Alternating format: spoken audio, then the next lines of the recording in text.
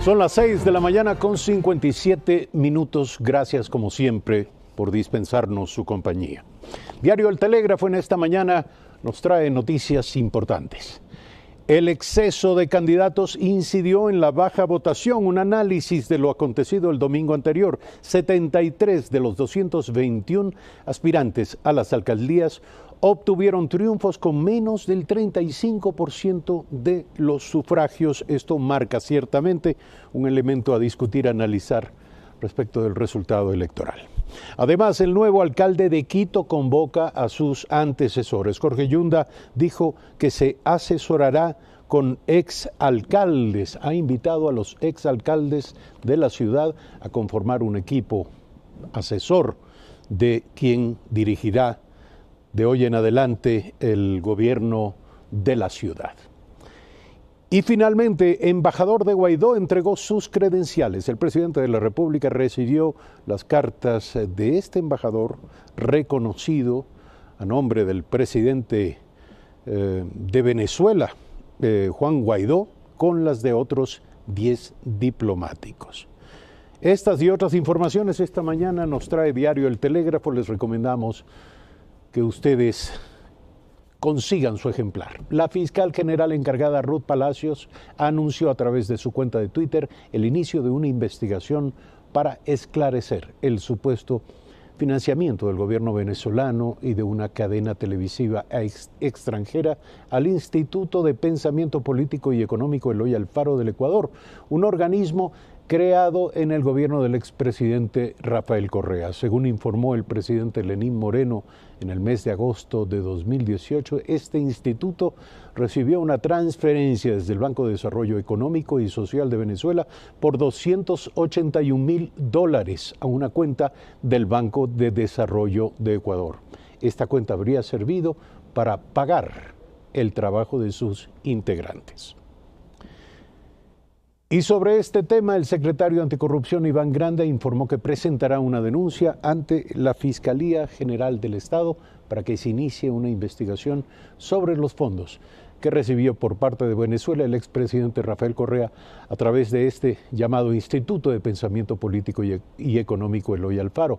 El secretario también entregará información al respecto a la Cancillería para que sea compartida con los presidentes de varios países sudamericanos para su conocimiento y para acciones pertinentes. Y bien, esta mañana está con nosotros nuestra primera invitada, Cristina Reyes, asambleísta nacional por el Partido Social Cristiano. Bienvenida, gracias por estar aquí. Permítanos hacer una introducción a este diálogo. El Partido Social Cristiano se consolida nuevamente como una de las principales fuerzas políticas del país luego de los resultados de la elección del domingo. Se prevé que alcance medio centenar de alcaldías, entre esas la de Guayaquil.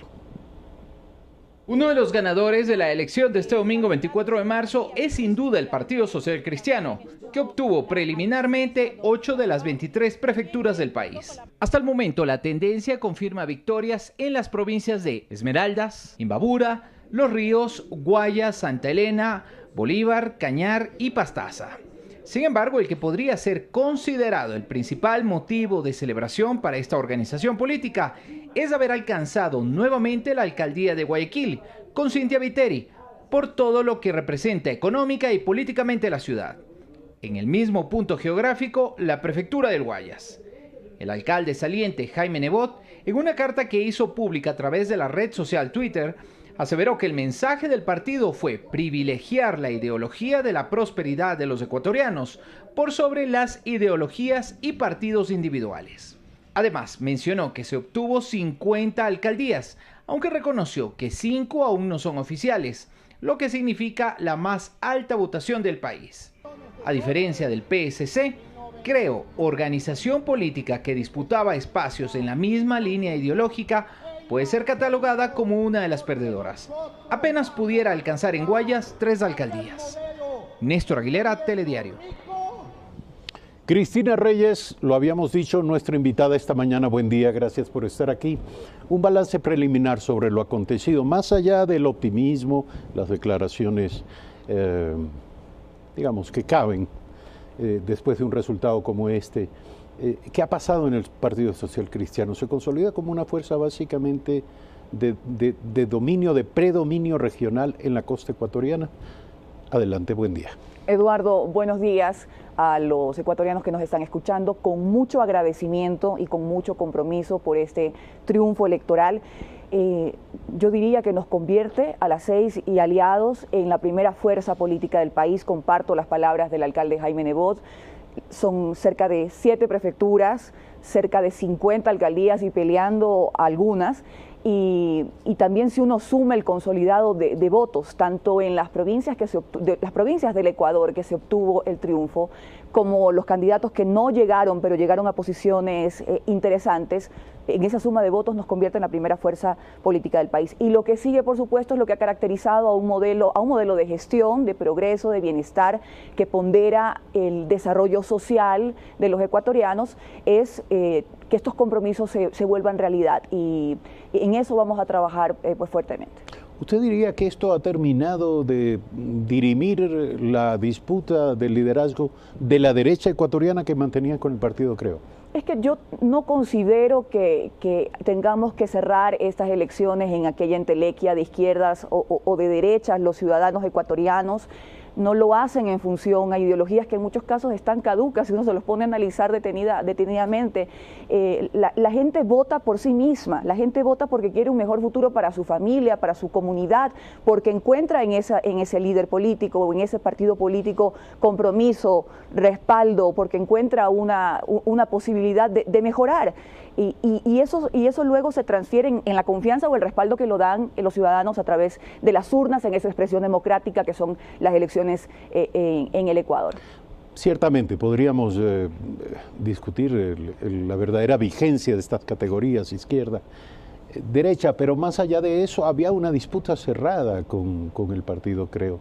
No se definía con mucha claridad cuál era la fuerza que iba a predominar, sobre todo en la provincia del Guayas, y esto parece haber revelado, haber zanjado, digamos, esta disputa con claro, digamos, un balance claro a favor del Partido Social Cristiano. Yo difiero aquello de la disputa. Nosotros no hemos estado disputando con nadie. La presentación de todos los candidatos de las 6 ha sido en función de propuestas, de cómo mejorar la calidad de la vida de la gente, en las competencias tanto de la prefectura como de los municipios, incluso yendo un poco más, porque el modelo de Guayaquil ha privilegiado gran parte de su presupuesto, por ejemplo, y por eso la expresión es mayoritaria, el 56%. ¿Cuál puede ser la disputa con tan solo el candidato que nos seguía llega al 30%? Por cierto, un electorado importante, yo no lo menosprecio, y del partido que usted menciona tan solo el 2.36%. No podría haber una disputa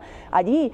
Más bien aquí ha preponderado las propuestas. Como yo le decía, en el caso de Guayaquil se ha privilegiado también gran parte del presupuesto, que es en inversión social, en temas de educación, en temas de tecnología, de salud con la construcción de clínicas móviles, y hoy también la propuesta de Guayaquil con un problema latente como lo son las adicciones, pues como se han disparado las cifras de las drogas, sobre todo en la provincia del Guayas, en la costa ecuatoriana, pues también el modelo Guayaquil va a privilegiar esto, atender esa circunstancia que preocupa a las familias ecuatorianas. ¿Confirma esto que el Partido Social Cristiano y su líder Jaime Nebot van en la dirección de disputar la presidencia de la República?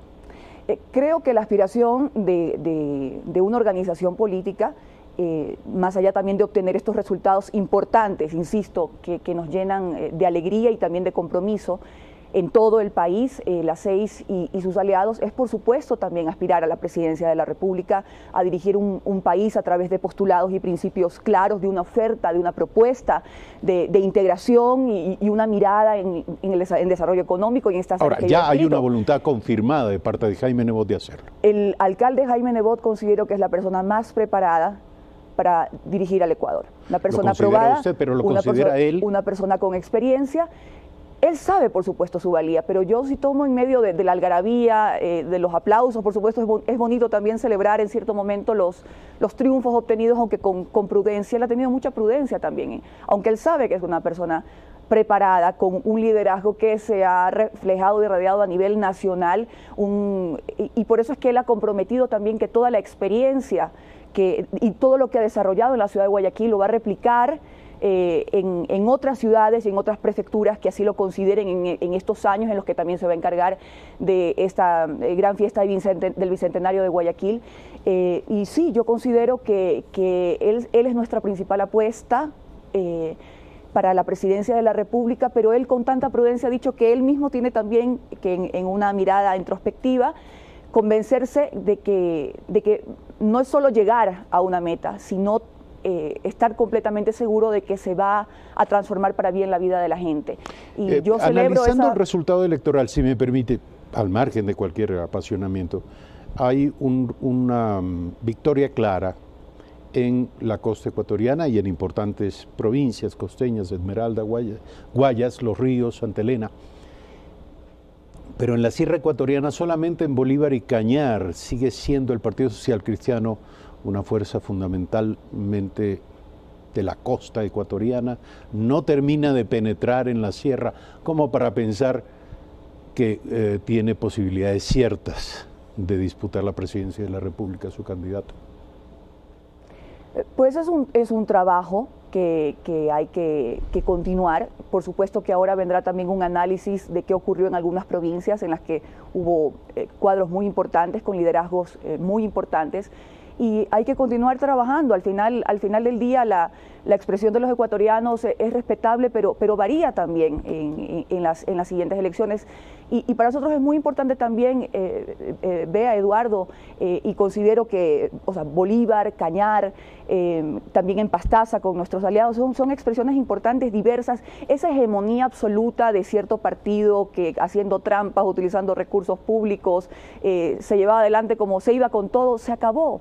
El ecuatoriano va reflexionando de quién realmente llega con una propuesta de servirle, de cambiar la vida de los ciudadanos, y eso se ha expresado ahora. Entonces es un trabajo continuo. Le quiero preguntar como asambleísta nacional si el resultado electoral va a determinar algún cambio, va a haber algún giro en el comportamiento del bloque social cristiano en la Asamblea Nacional en esta segunda mitad del gobierno del presidente Lenín Moreno. Bueno, como le digo, nuestro comportamiento es coherente con las propuestas y los compromisos que hemos asumido con los ecuatorianos, más allá de los resultados electorales. Nos ha tocado también hacer un trabajo en la Asamblea Nacional en absoluta minoría, pero un grupo de 7 personas levantaban la voz de todo un pueblo que sentía que medidas económicas, en el caso del expresidente Correa, o medidas antipopulares que atentaron contra maestros, policías, militares y demás, y nos tocó levantar. Nuestro trabajo va a continuar de esa manera, el trabajo de fiscalización y las propuestas que tenemos en materia de seguridad social, derechos de los trabajadores, la lucha contra la corrupción va a continuar adelante. Cierto es que se deben recomponer la representación de la Asamblea Nacional. Esta también hegemonía. ¿Quién debería presidir la Asamblea? Esta hegemonía arbitraria de llevarse todas las comisiones, obviando cómo los ecuatorianos. Y en la última elección ya hubo una representación clara de que los gobiernos, de que los ciudadanos ya no están por una corriente política que ciertamente ha tenido resultados realmente no tan importantes. ¿Se refiere a Alianza País? Alianza País, que podría considerarse, según algunos de los analistas, como una organización política que no obtuvo las victorias. Sin duda. De antaño. La Revolución Ciudadana obtuvo 2 importantes triunfos, pero tampoco es la expresión y ese análisis también hay que hacerlo. Entonces yo creo que sí hay que recomponer las fuerzas de la Asamblea en función de que haya mayor pluralidad, diversidad. Claro que tenemos allí nuestras aspiraciones en función de una mayor representatividad en la directiva de la Asamblea Nacional, de las presidencias de las comisiones, pero no por una representación política, porque nos interesa a nosotros, más allá de merecerlo, sino por llevar adelante un trabajo por los ecuatorianos en el que nos hemos comprometido. ¿Quién debe presidir la próxima Asamblea Nacional? No se lo pregunto en términos de nombres de personas en concreto, sino en representación de qué fuerzas. ¿Quién debería presidir la Asamblea? Yo diría que debe ser una persona que realmente logre un consenso, pero no un consenso solamente como una palabra, que no anule el pensamiento del otro, que es la expresión de muchos ecuatorianos que piensan diverso. Una persona que tenga prudencia a la hora de expresarse, que tenga respeto que tenga respeto sobre todo por los ecuatorianos, que tenga la voluntad y la decisión firme de reivindicar a la primera función del Estado, que ha sido salpicada lastimosamente por una serie de actos, y que tenga también manejo político con las otras organizaciones. Venimos, como le digo, de esta hegemonía política arbitraria que ninguneaba el pensamiento diverso, y eso ha cambiado en el Ecuador. Ahora, hay un usted dice una diverso persona que accede a la presidencia de la Asamblea a nombre de un consenso.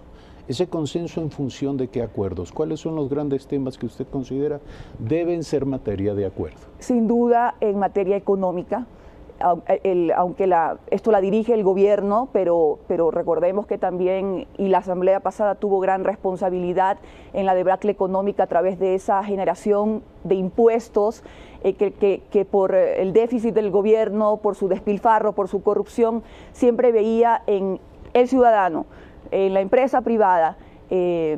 Incluso llegaron al extremo que hasta para atender una desgracia como ocurrió en Manabí y Esmeraldas tuvieron que ir al aumento impositivo, y eso ha sido un desastre, el tema de la reconstrucción que ahora está siendo investigado incluso por la justicia. Entonces, en materia económica hay que tener un consenso. A propósito también del acuerdo con el Fondo Monetario Internacional, nunca vamos a permitir, por lo menos de la Asamblea Nacional, que sean los ciudadanos los perjudicados. En eso creo que la Asamblea Nacional debe... ¿Hay una posición de su partido ya respecto de la carta de intención? No más impuestos. Y recuerden que eso pasaría por la Asamblea. Ahora se han develado esas condiciones. Sabemos de que se va a ir hacia un recorte significativo del Estado. Por supuesto que también nos preocupa saber en qué circunstancias, porque hay gente que sale a la calle, cuál es el plan de contingencia para estas personas, cuáles son los planes de desarrollo de la empresa privada en el país, donde claramente se genera el empleo productivo. Se habla también de dinamización del mercado laboral. Bueno, ¿cuáles van a ser las propuestas en materia laboral, las nuevas modalidades contractuales? Eso se discute en la Asamblea Nacional.